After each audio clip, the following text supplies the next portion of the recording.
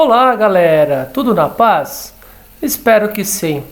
Eu sou o professor Alexandre e hoje eu vou trabalhar com vocês sobre as condições para que uma reação de deslocamento e de dupla troca possa ocorrer ou não, ok?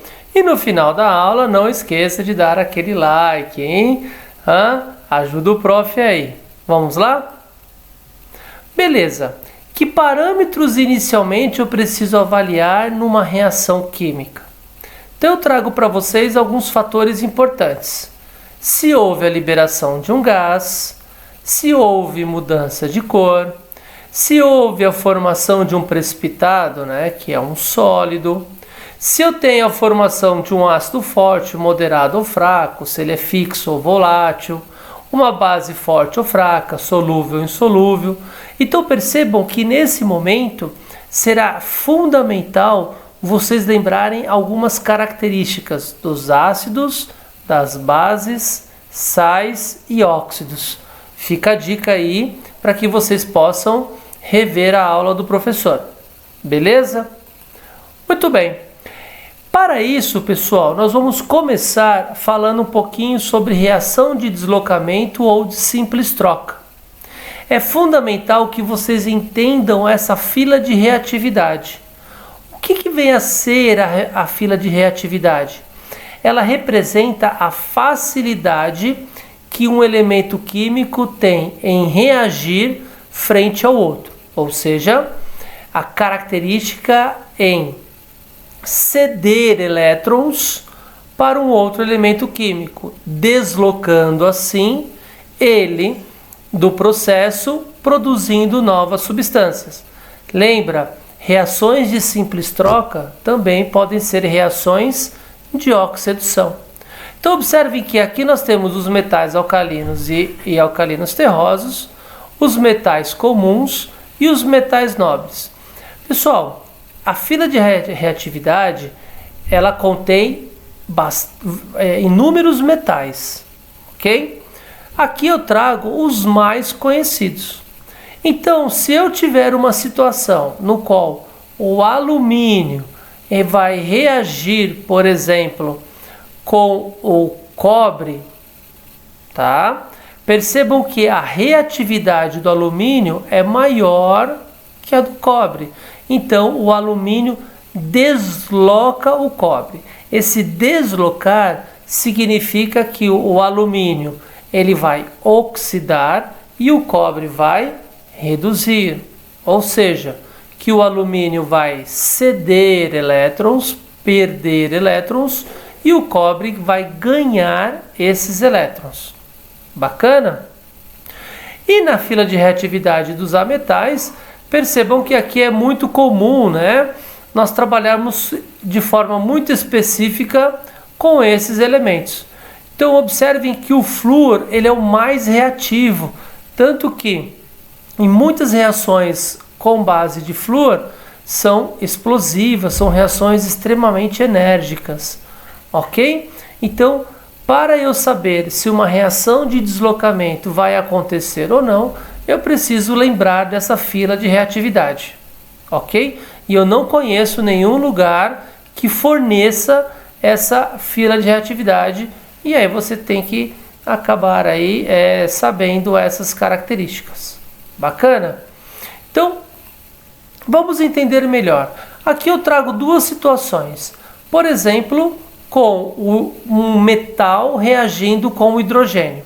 O que eu quero dizer um metal reagindo com o hidrogênio?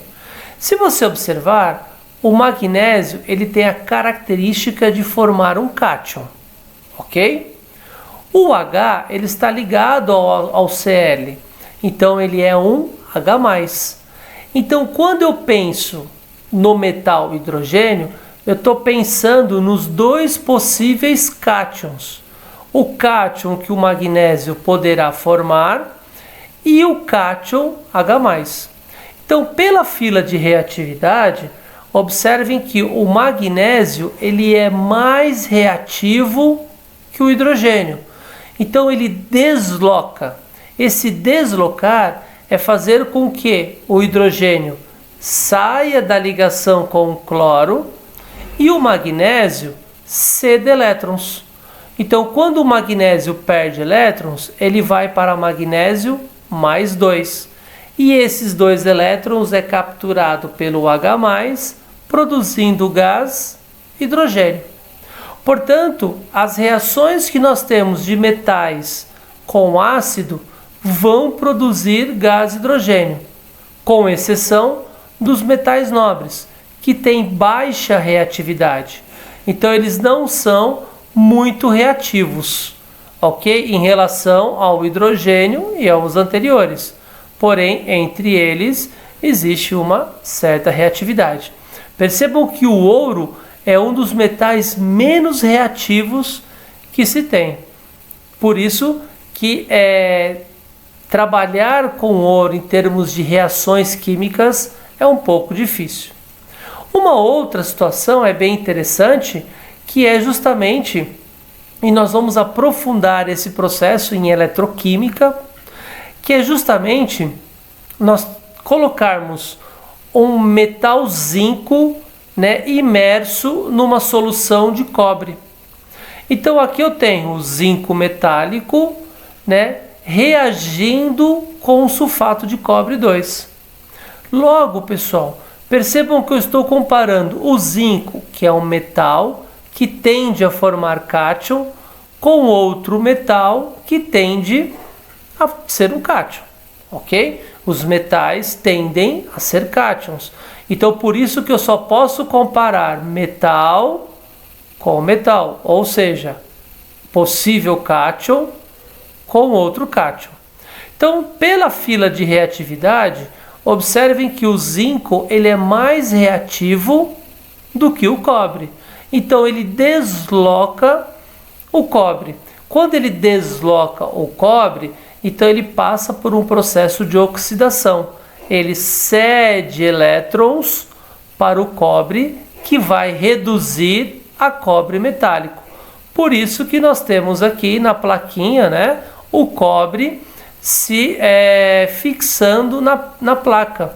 Percebam que ela estava azulada e aí ela tem quase que uma solução incolor aqui. Ou seja, todo o cobre que estava na forma iônica foi para a forma metálica. E se eu tivesse o contrário? Uma solução de sulfato de zinco e colocar uma placa de cobre imersa, tá? O que nós vamos perceber? Que não vai acontecer nada. Justamente, pessoal, por quê? Porque nesse momento o cobre ele não tem força suficiente para deslocar o zinco. Então percebam que ele é um metal nobre, então ele é menos reativo do que o zinco. Portanto, eu não teria uma reação química acontecendo. Ok? E para usar metais? Mesma coisa. Eu tenho uma fila de reatividade, ok? E nós vamos comparar. Só que usar metais, eles têm tendência a formar ânions. Olha lá, tá? Observa. Então, percebam que o flúor, ele é um ametal, e eu vou comparar com o ametal da minha substância composta. Então, pela minha fila de reatividade, o flúor é mais reativo do que o cloro. Portanto, ele desloca esse cloro, ou seja, ele vai passar por um processo de redução. Lembrando, substância simples, o NOx é 0. Ele vai para flúor 1-, ou seja, diminuiu o NOx.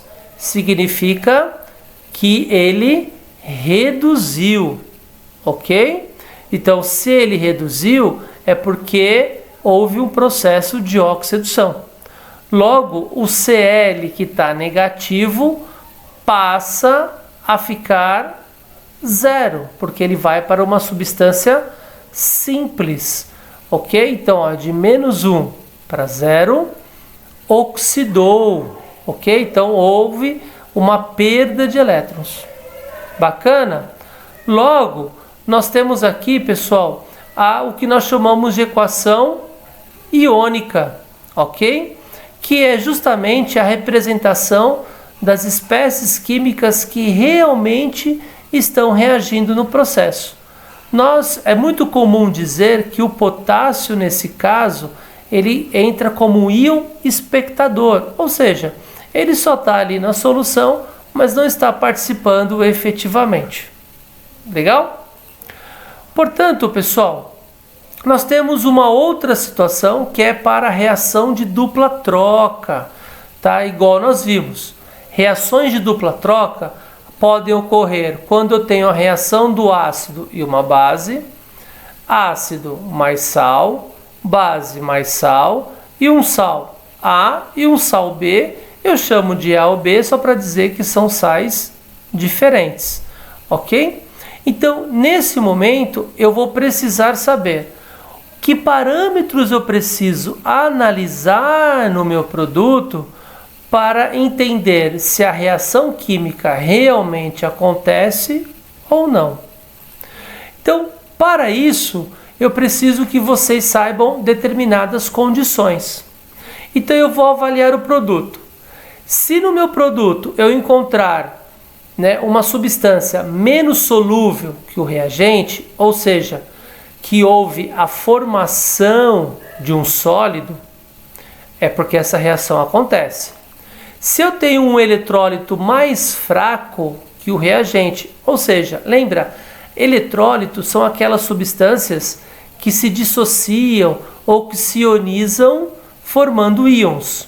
Então, quanto mais fraco for esse eletrólito, ou seja, ele não formar íons, ficar na sua forma molecular, tá? Isso indica que a reação vai acontecer. E se o meu produto produzir o quê? Uma substância volátil. O que é uma substância volátil? É uma substância que se desprende do estado líquido ou da solução aquosa muito facilmente. Então ela vai para o estado gasoso muito facilmente. Não precisa ter uma variação de temperatura para que isso aconteça. Então eu preciso lembrar desses fatores. Um outro fator importante a ser lembrado é a tabela de solubilidade. Ela permite nós avaliarmos se a substância produzida terá a característica em formar sólidos ou não. Então é fundamental que você lembre isso. Então, por exemplo, eu tenho aqui, como regra, qualquer ânion ligado ao íon amônio, lítio, sódio, rubídio, potássio, rubídio e césio serão solúveis, sem exceção.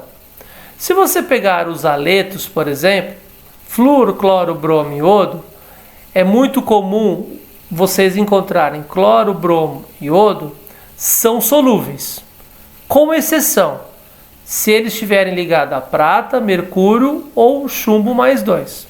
Então, saber essa tabelinha ajuda demais a entender o produto de uma reação de dupla troca. Um outro fator que eu considero importante é vocês lembrarem aqui as características dos ácidos. Então, os ácidos inorgânicos são classificados como fixos ou voláteis. A definição de fixo seria que apresenta um ponto de ebulição maior que 100 graus Celsius. E os voláteis é que vão ter um ponto de ebulição menor que 100 graus Celsius. Então, quais são os ácidos fixos mais trabalhados aí? O ácido sulfúrico, o fosfórico e o bórico. Se vocês lembrarem desses 3 ácidos, qualquer outro ácido inorgânico vai ser um ácido volátil, ou seja, ele será encontrado na forma gasosa. Para as bases, eu chamo a atenção, lembra, as bases são solúveis ou insolúveis de acordo com a sua família. De novo, volta lá na aula de bases e de ácidos, legal? O que eu só chamo a atenção para vocês é em relação ao hidróxido de amônio. Ele é uma base fraca e volátil. Por quê? Porque o hidróxido de amônio ele se decompõe em amônia e água. Ou seja, olha a liberação de um gás aqui. Isso indica, é uma evidência de uma transformação química que o processo aconteceu. Ok? Então vamos entender um pouco isso na prática. Aqui eu tenho uma reação química entre o sulfeto de sódio e o ácido clorídrico. Percebam que eu tenho um sal e um ácido. O que vai ser originado? Um sal e um ácido. Ok? Então aqui eu tenho um sal solúvel. Então eu não tenho como avaliá-lo, né? Ele vai estar na sua forma dissociada. Agora, se eu pensar no H2S, observe, ele é um ácido. Quando eu comparo o H2S com o HCl, o H2S ele é mais fraco do que o HCl. Ou seja, ele é um eletrólito mais fraco. Ele vai ficar mais na forma molecular do que na forma ionizada. E além do mais, ele é volátil, ou seja, ele vai se desprender da solução. Então é muito comum em reações que tem a produção de ácido sulfídrico, tá? Ou sulfeto de hidrogênio, é a característica do cheiro de ovo podre, tá bom? Então esse é o parâmetro que deve ser analisado. O segundo exemplo está aqui, ó, uma base reagindo com o sal. De novo, nós estamos produzindo um sal que vai ser encontrado na forma dissociada, não serve de parâmetro. Então eu vou avaliar o meu outro produto. Ah, eu tenho uma base fraca formada. Hidróxido de amônio é uma base fraca comparado ao hidróxido de sódio. Além do mais, ela vai se desprender, né? Ela vai se decompor em amônia e água, o que caracteriza a formação de um gás. E isso evidencia que o processo vai acontecer. No exemplo 3 que eu trago a vocês, eu tenho a reação de dois sais, iodeto de potássio com nitrato de chumbo 2.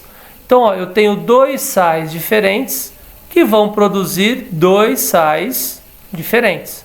Então, lembra, eu sempre vou avaliar o meu produto. Então, ó, nitrato de potássio é um sal solúvel, então não tem como analisá-lo, ele vai estar na forma dissociada. Quem eu avalio? O iodeto de chumbo, né? O iodeto de chumbo 2, ok? Ele é um sólido, ou seja, ele é um produto, né, precipitado, houve a formação de um sólido, ou seja, eu tenho um soluto menos solúvel que o reagente, ok? Então, são esses fatores que torna importante vocês avaliarem para saber se uma reação de dupla troca ocorre ou não. E aqui eu trago, né, justamente a imagem de como que ficaria esse processo. Forma esse precipitado amarelo muito bonito, ok? Tanto que ele é muito usado, o chumbo, né, para a produção de tintas. Ok, pessoal? Tranquilo? Então, espero que vocês tenham gostado, né? Qualquer dúvida que vocês tiverem, entra lá, manda para o professor a mensagem, terei o maior prazer em responder. E não esqueçam de deixar o seu like para ajudar no canal do professor aí. Bacana? Um forte abraço para vocês e até a próxima aula. Tchau!